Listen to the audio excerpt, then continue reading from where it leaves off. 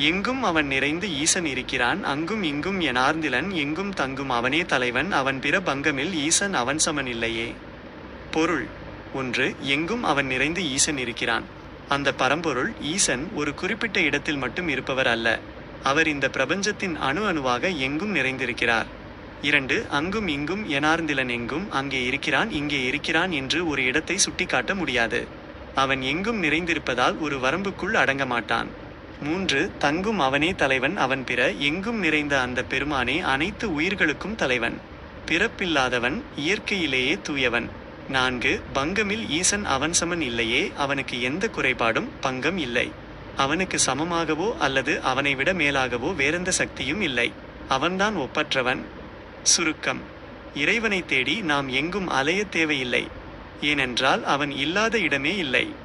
எங்கும் நிறைந்திருக்கும் அவனே என் உயிருக்கும் தலைவன் என்று உணர்ந்து அவனோடு ஒன்றிப்போவதே உயர்ந்த வழி. அவனைப் போல அல்லது அவனுக்கு நிகராக யாருமில்லை என்பதுதான் திருமூலரின் தீர்க்கமான வாக்கு. உடலோடு உயிர்கலப்பு. உடம்பினுள் என்னுயிர் ஒன்றுபட்டு நின்ற உடம்பினுள் உள்ளே ஒரு பொருள் கண்டேன் உடம்பினுள் உள்ளே ஒளிபெறக் கண்டேன் உடம்பினுள் உள்ளே ஒளிபெற நின்றானே. பொருள்: 1. உடம்பினுள் என்னுயிர் ஒன்றுபட்டு நின்ற.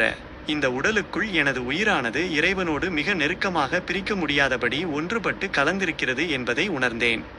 2. உடம்பினுள் உள்ளே ஒரு பொருள் கண்டேன். உடலுக்குள் தேடியபோது எல்லா உயிர்களுக்கும் ஆதாரமாக இருக்கும் அந்த ஒரே மகா சத்தியத்தை, பொருளை நான் கண்டேன். 3. உடம்பினுள் உள்ளே ஒளிபெறக் கண்டேன். அந்த பொருள் வெறும் இருள் அல்ல, அது பேரொளி வடிவானது. என் அகக்கண்ணால் அந்த ஒளியை தெளிவாக கண்டேன். 4. உடம்பினுள் உள்ளே ஒளிபெற நின்றானே. அந்த பேரொளி பொருளாகிய இறைவன் எனக்குள் எப்போதும் பிரகாசமான ஒளியாக நிலையாக நின்று கொண்டிருக்கிறான். சுருக்கம்: இறைவனை தேடித்தூர இடங்களுக்கு செல்ல தேவையில்லை. உடலுக்குள் இருக்கும் உயிரோடு உயிராக அவன் கலந்திருக்கிறான். அமைதியாக அமர்ந்து தியானித்தால் அந்த உயிரின் ஆழத்தில் பிரகாசிக்கும் இறை ஒளியை ஒருவன் கண்டிப்பாக காண முடியும். இதுவே திருமூலர் காட்டும் அகத்தேடல். அன்பே சிவம். நின்றவன் நின்றே நினைந்தவர் சிந்தையுள். நின்றவன் நின்றே நினையாதார் சிந்தையுள். நின்றவன் நின்றே நினைந்தவர் சிந்தையுள். நின்றவன் நின்றே நினையாதார் சிந்தையுள். குறிப்பு: இப்பாடல் இறைவனின் எங்கும் வியாபித்திருக்கும் தன்மையை வலியுறுத்தி சிந்திப்பவருக்கும் சிந்திக்காதவருக்கும் அவன் எப்படி இருக்கிறான் என்பதை திரும்ப திரும்ப அழுத்தமாக சொல்கிறது. பொருள்: 1. நின்றவன் நின்றே நினைந்தவர் சிந்தையுள். தன்னை இடைவிடாது நினைத்து தியானிப்பவர்களின் உள்ளத்தில் இறைவன் ஒரு பேரொளியாக நிலையாக அமர்ந்து கொள்கிறான். 2. நின்றவன் நின்றே நினையாதார் சிந்தையுள். தன்னை நினைக்காதவர்களின் உள்ளத்திலும் அவன் இருக்கவே செய்கிறான். ஆனால் அவர்கள் தங்களுக்குள் இருக்கும் அந்த பேரொளியை அறியாமல் அறியாமையில் நிற்கிறார்கள். 3. சுருக்கமாக, இறைவனை நினைப்பவருக்கு அவன் அனுபவமாக இருக்கிறான், நினைக்காதவருக்கு அவன் மறைந்து இருக்கிறான். அவ்வளவுதான் வித்தியாசம். அவன் ஒருபோதும் நம்மை விட்டு நீங்குவதில்லை. சுருக்கம்: இறைவன் இருக்கிறான் என்பதுதான் சத்தியம். நாம் அவனை தேடுகிறோமா இல்லையா என்பது நம்மை பொறுத்தது. அவனை நினைப்பவர்களுக்கு அவன் அருகிலேயே வந்து காட்சி தருகிறான். நினைக்காதவர்களுக்கு அவன் கண்ணுக்கு தெரியாத ஒரு இரகசியமாகவே இருந்து விடுகிறான். பாடல் என்பது பல வழி ஒரு பொருள். நாட்டமும் ஞானமும் நன்னெறி நின்றவர் கூட்டமும் கூடினார் கோதிலார் இன்புற்றார் வாட்டமும் நீங்கி வழுவிலா இன்பத்திற்காட்டமும் நின்றார் கசிந்துள் உருகவே. பொருள்: 1. நாட்டமும் ஞானமும் நன்னெறி நின்றவர். இறைவனை தேடும் ஆர்வமும் நாட்டம் மெய்யறிவும் கொண்டு அறநெறியில் நன்னெறி உறுதியாக நின்றவர்கள்.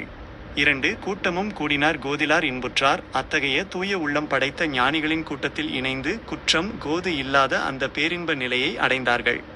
3. வாட்டமும் நீங்கி வழுவிலா இன்பத்திற் உலகியல் துன்பங்களால் ஏற்படும் சோர்வும் வாட்டம் நீங்கி என்றும் அழியாத குறைபாடில்லாத அந்த இறை இன்பத்தில் திளைத்தார்கள். 4. காட்டமும் நின்றார் கசிந்துள் உருகவே. இறைவனை தியானிக்கும்போது உள்ளம் கசிந்துருகி பக்தி பெருக்கால் அவனை தங்களுக்குள் தெளிவாக கண்டு காட்டம் தரிசனம் அந்த நிலையிலேயே நிலைத்து நின்றார்கள். சுருக்கம்: எந்த வழியில் சென்றாலும் இறைவனை நோக்கிய தேடலும் தூய அறிவும் ஞானிகளின் கூட்டுறவுமே ஒருவனை மெய்ப்பொருளை அடைய வைக்கும். உள்ளம் கசிந்துருகி இறைவனை தேடும்போது துன்ப அறிவானவன் உணர்வினுள் தங்கி ஒளிபெற நின்ற புணர்வினுள் புக்கான் பொருள்நூல் புகழான் உணர்வினுள் தங்கி உலகினில் நின்றான் புணர்வினுள் தங்கிப் புலனாய் நின்றானே. பொருள்: 1. உணர்வினுள் தங்கி ஒளிபெற நின்ற. இறைவன் நம் அறிவுக்குள்ளேயே உணர்வினுள் மறைந்திருந்து ஞானம் என்னும் ஒளியாக நமக்கு திகழ்கிறான். 2. புணர்வினுள் புக்கான் பொருள் நூல் புகழான். அவன் வெறும் நூல்களால் பொருள் நூல் விவரிக்க முடியாதவன். அவன் அனுபவத்தாலும் உள்ளத்தோடு உள்ளம் இணைந்த அந்த ஒன்றிப்போதல் புணர்ச்சி மூலமே அறியப்பட வேண்டியவன். 3. உணர்வினுள் தங்கி உலகினில் நின்றான். அவன் நம் உணர்வில் தங்கி நம்மை இயக்குவதோடு மட்டுமல்லாமல் இந்த பிரபஞ்சத்தின் அனைத்து பொருட்களிலும் ஒரு சக்தியாக நிலை பெற்றுள்ளான். 4. புணர்வினுள் தங்கி புலனாய் நின்றானே. புலன்களின் வழியாக நாம் காணும் இந்த உலகம் அந்த இறைவனின் வெளிப்பாடே ஆகும். நாம் புலன்களின் மூலம் காணும் அனைத்து பொருட்களிலும் அந்த இறைவனே மறைந்து நின்று காட்சியளிக்கிறான். சுருக்கம்: இறைவனை பற்றி புத்தகங்கள் படிப்பதும் தர்க்கம் பேசுவதும் மட்டும் போதாது. நம் அறிவின் ஆழத்தில் தங்கியிருக்கும் அவனை ஆழ்ந்த தியானத்தின் மூலம் தொட்டு உணர வேண்டும். அப்படி உணரும்போது வெளியுலகில் நாம் பார்க்கும் அனைத்தும் அவனுடைய வடிவமே என்பது புலப்படும்.